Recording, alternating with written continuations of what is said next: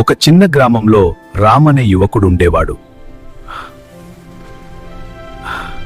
పేదరికం, అప్పులు, కుటుంబ బాధ్యతలు, జీవితమంతా ఒత్తిడే. ఒకరోజు అతనికి రెండు మార్గాలు కనిపించాయి. ఒకటి సులభంగా డబ్బు వచ్చే తప్పుదారి, మరొకటి కష్టపడి ఎదగాల్సిన సరైన దారి. అతను ఒక్క నిమిషం ఆగాడు. తన తల్లిదండ్రులు, తన భవిష్యత్తు గురించి ఆలోచించాడు. ఆ ఒక్క నిమిషంలో జీవితం మారలేదు, కానీ ఆ ఒక్క నిమిషం తీసుకున్న నిర్ణయం అతని జీవితాన్నే మార్చేసింది. అతను కష్టమైన దారిని ఎంచుకున్నాడు. రోజూ చిన్న చిన్న అడుగులు వేస్తూ ముందుకు వెళ్ళాడు. ఏడాది తర్వాత అదే గ్రామం అతన్ని గౌరవంతో చూసింది.